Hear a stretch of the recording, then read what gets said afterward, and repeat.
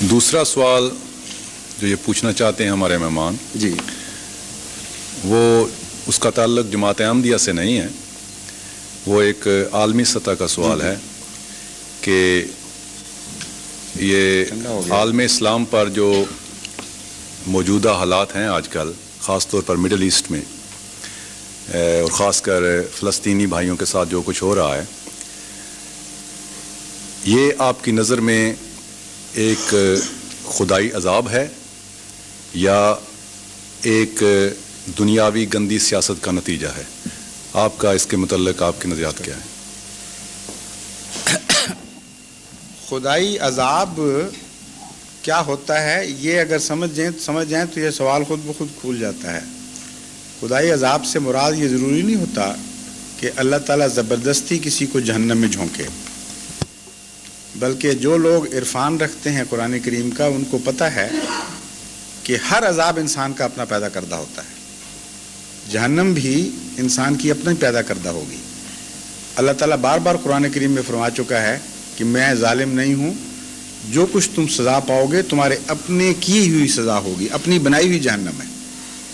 تو اس بنیادی فلسفے کی روشنی میں ہر عذاب کا مسئلہ حل ہو جاتا ہے، عذاب ہے یا غیر عذاب، جو بھی انسان مصیبت میں پڑتا ہے، اپنے آپ کو ایک جہنم میں جھونکتا ہے، اپنے کیے کا پھل پا رہا ہے۔ ابتلا کا جو مضمون ہے وہ انبیاء کے ساتھ تعلق رکھتا ہے، وہ بالکل اور مضمون ہے، وہ عذاب نہیں ہے۔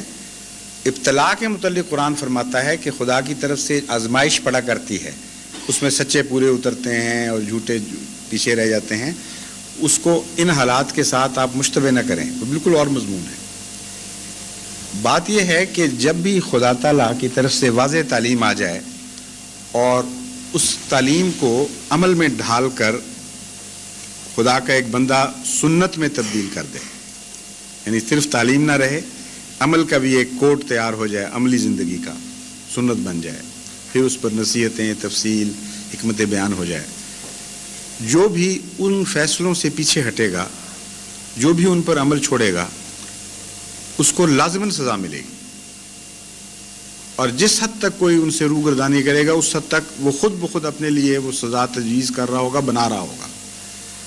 تو اگر مسلمان تکلیف میں ہیں تو لازماً انہوں نے اسلام کی بنیادوں سے روگردانی کی ہے، اسلام کے بعض احکام کو پس پشت پھینکا ہے، اور تعلیم کو نیشنلزم کے ساتھ، اسلامی تعلیم کو اپنے نیشنلزم کے ساتھ کنفیوز کیا ہے کہیں۔ اور اگر وہ صالح رہتے، اگر وہ اسلام کی بنیادوں پر قائم رہتے تو ممکن نہیں تھا کہ یہ عذاب جس میں وہ مبتلا ہیں یہ ان کو دیا جاتا۔ جو لوگ صالح ہوتے ہیں قرآن کریم نے ان کے متعلق ایک دو ٹوک فیصلہ فرمایا ہے، وہ یہ ہے کہ وہ تھوڑے بھی ہوں تو اکثر پہ غالب آتے ہیں۔ کہیں یہ نہیں فرمایا کہ اکثر صالح ہوں اور تھوڑے بدماش ان پر غالب آ جائیں۔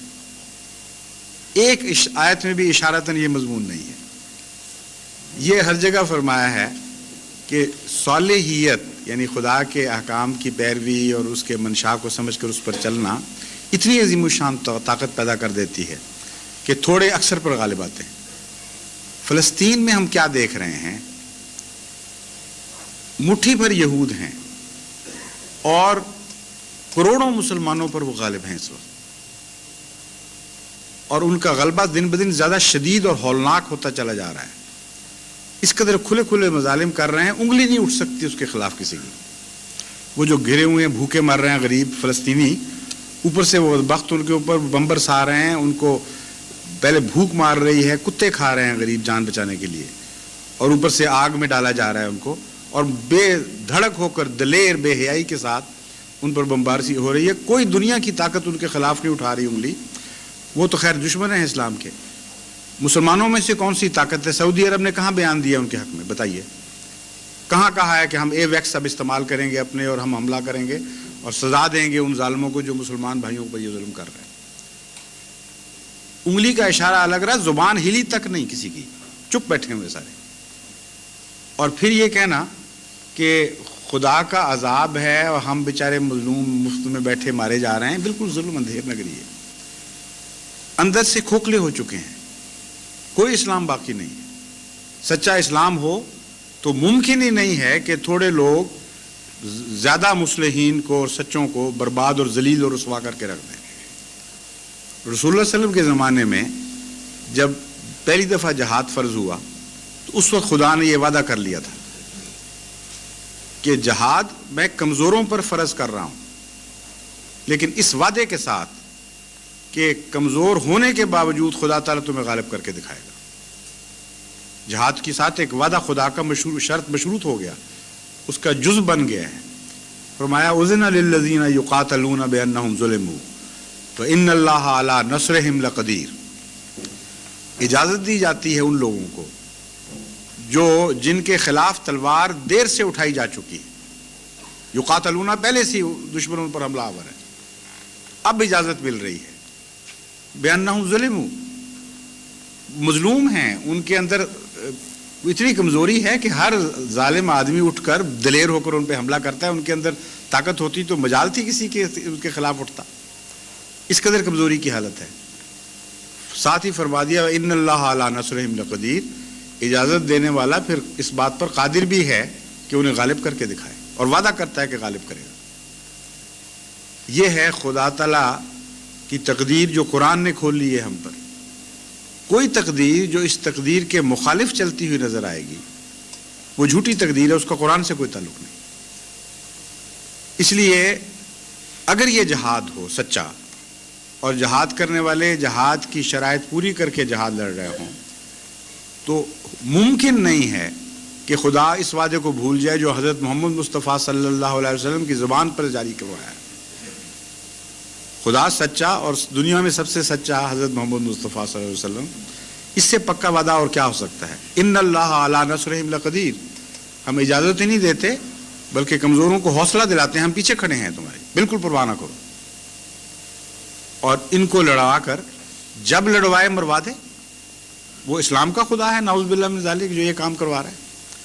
اس لیے اپنا آپ دیکھیں، اپنا تجزیہ کریں، اگر یہ وعدہ حق میں پورا نہیں ہو رہا تو لازماً اندر کمزوریاں اور نقائص ہیں۔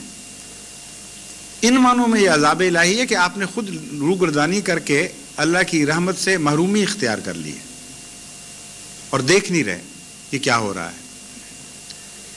پھر خدا تعالیٰ نے فرمایا تھا کہ رابطو، دشمن کی سرحدوں پر گھوڑے باندھو، ان کی چلاکیوں سے باخبر رہو، اپنا حفاظت کا انتظام اس طرح نہ کرو کہ گھر بیٹھے رہو، جب دشمن حملہ کرے تب پتہ چلے۔ رابطو کا مطلب ہے ہمیشہ سرحدوں پر رہو، نگران اور حفاظت کرنے والے، تاکہ پہلی لائن ڈیفنس پر حملہ ہو اس وقت تم لوگ خبردار ہو جاؤ۔ یہاں یہ حال ہے کہ مکے اور مدینے میں دشمن گھس گیا ہے، ابھی تک عالم اسلام کو خبر ہی نہیں کہ کیا ہو رہا ہے ہمارے ساتھ۔ یہ امر واقعہ ہے، اور اتنا ہولناک واقعہ ہے کہ مسلمانوں کو اگر اسلام سے سچا پیار ہو تو ان کی راتوں کی نیند حرام ہو جانی چاہیے اس بات کے اوپر۔ ساری دنیا میں سعودی عرب کا نفوذ اس عالم اسلام پر ٹھونسنے کی ایک نہایت خوفناک سازش ہے جو کھل رہی ہے، دن بدن زیادہ ہو رہی ہے۔ پاکستان کلیتاً مٹھی میں آ چکا ہے سعودی عرب کے، ملیشیا، انڈونیشیا، افریقہ کے ممالک، ہر جگہ سعودی عرب پیسہ دے کر اسلام امریکن طرز پر ایڈز دے دے کے اب ان کو قابو کر رہے ہیں۔ اور کون مسلمان نہیں جانتا کہ سعودی عرب 100% امریکہ کی غلامی میں ہے۔ تمام دنیا میں کوئی ایک حکومت ایسی نہیں جو سعودی عرب سے بڑھ کر امریکہ کی یسر غلام ہو اور 100% ان کی مٹھی میں ہو۔ اور کون مسلمان یا کون دنیا کا آدمی نہیں جانتا کہ امریکہ خود اس وقت جوز کی مٹھی میں یوں بند ہے کہ ہل نہیں سکتا۔ ان کی انٹرنل پالیسی، ان کی فورن پالیسی، ان کی فائنینشیل پالیسی، ان کے تمدن، ان کے معاشرے پر 100% اس وقت یہودی قابض ہو چکے ہیں۔ پالیسیاں ان کی بنتی ہیں اسرائیل میں اور وہ ٹھونسی جاتی ہیں۔ ریگن جب ننگا ہوا ہے تو صاف پتہ چلا کہ یہ تو امریکہ کا تو یہ حال ہے کہ اتنا بڑا ملک ہو کر ایل سلواڈور وغیرہ ان ممالک میں سازشیں کرنے کے لیے یہود کے تابع بنا ہوا، ان کی مدد سے کام کرتا ہے۔ اب بتائیں اس سے زیادہ خوفناک سازش کیا ہو سکتی ہے کہ مکے اور مدینے کو عالم اسلام پر یہودیت نافذ کرنے کے لیے استعمال کیا جائے۔ آواز مکے اور مدینے سے پھوٹے گی، سارے مسلمان سمجھیں گے کہ یہ ہمارے آقا کی بستی کی آواز ہے، ہم اس کے غلام 100% سمعنا واطعنا، ہم نے سنا اور ہم نے قبول کیا. یہی آواز ہوگی جن کو عشق ہے. اور یہ نہیں پتا ہوگا کہ یہ آواز چلی مکے اور مدینے سے نہیں ہے، بلکہ امریکہ سے ایک باز گشت ہے آواز کی، جس کا آغاز ہوا تھا اسرائیل میں. اب اسرائیل جو چاہے گا عالم اسلام سے منوانا، وہ امریکہ کی معرفت سعودی عرب کے رستے سے منواتا چلا جائے گا، اور آپ کچھ نہیں کر سکیں گے.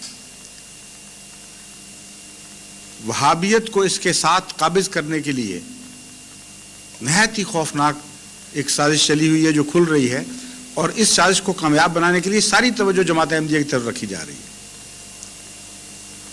کہتے ہیں یہ ایجنٹ ہیں، انا للہ، ہم ایجنٹ، اور امریکہ کا غلام ملک پاکستان بیچارہ وہ ایجنٹوں کو نیست و نابود کرنے کی کوشش کر رہا ہو، اور جو کھلو کھلا ایجنٹ ہیں ان کی غلامی کے اندر دن بدن آگے بڑھتا چلا جائے. اتنی سی بات بھی کسی کو سمجھ نہیں آتی، مجھے سمجھ نہیں آتی، پھر کیا ہو گیا عقلوں کو. یعنی آپ غور کریں کہ امریکہ کی مرضی کے خلاف آج پاکستان کی موجودہ حکومت ایک لمحہ کے لیے نہیں جی سکتی. 100% زیاد صاحب لٹکے ہوئے ہیں امریکہ کے ساتھ، افغانستان کی وجہ سے، دوسرے مسائل کی وجہ سے بالکل یوں مٹھی میں بند ہیں. اور اتنے بڑے فیصلے جماعت احمدیہ کے جو خلاف ہوئے ہیں، یہ امریکن بلیسنگ کے خلاف بغیر ہو سکتے تھے.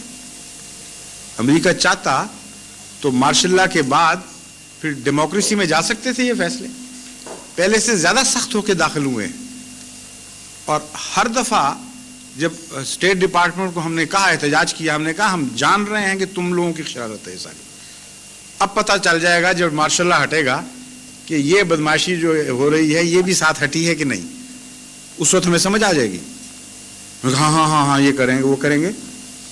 جو پیکج ڈیل کروائی ہے امریکہ نے اقتدار کے انتقال کی، اس میں اس 8th امینڈمنٹ میں یہ شامل کیا، اور پہلے سے زیادہ سخت شکل میں شامل کیا ہے. اس لیے ان کو پتہ ہے کہ اسلام کا ہمدرد سچی جماعت یہ ہے، ان کی طرف توجہ رہے گی تو سعودی عرب کی سازشوں کی طرف توجہ نہیں رہے گی. ان کو ہیرو بنا کر پیش کرنا امریکہ کے مفاد میں ہے، اور عالم اسلام پر اس کا نفوذ ضروری سمجھا گیا ہے. اس وقت یہی ہو رہا ہے. اب بتائیں، اس جماعت احمدیہ کو نکال دیں بیچ میں سے تھوڑی دیر کے لیے، یہ جو اتحاد ثلاثہ ہے اس کو توڑ کے دکھائیں، یہ کہاں میری بات جھوٹی ہے. کیا یہ واقعہ ہے کہ نہیں کہ سعودی عرب کی موجودہ رجیم 100% امریکہ کی غلام ہے؟ اور کیا یہ واقعہ ہے کہ نہیں کہ امریکہ 100% یہود کا غلام ہے؟ ان دعووں کو توڑیں تو میری بات ٹوٹے گی، ورنہ نہیں ٹوٹتی.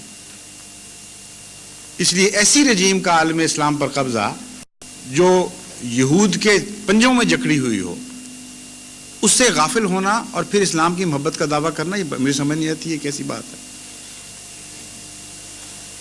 یہ رابطوں کے خلاف ہے. اسی لیے عذاب جس کو کہتے ہیں یہی ہوتا ہے، اپنے ہاتھ کا بنایا ہوا.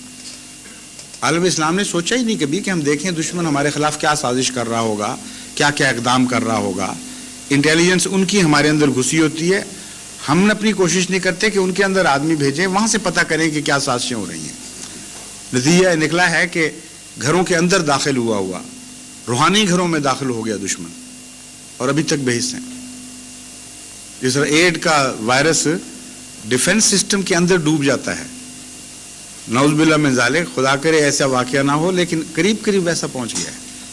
لائف فورسز جو دل کا مقام رکھتی ہیں، جو بنیادیں رکھتی ہیں زندگی کی حفاظت کی، ان کے قریب تک تو دشمن پہنچ گیا. تو یہ جو شکل ہے اس کو آپ الہی عذاب کے نام پر پیش کریں تو مجھے اس لیے یہ پسند نہیں کہ پھر بھی امت محمد مصطفیٰ صلی اللہ علیہ وسلم کی امت ہے. اسی امت کی زندگی سے ساری دنیا کی زندگی وابستہ ہے.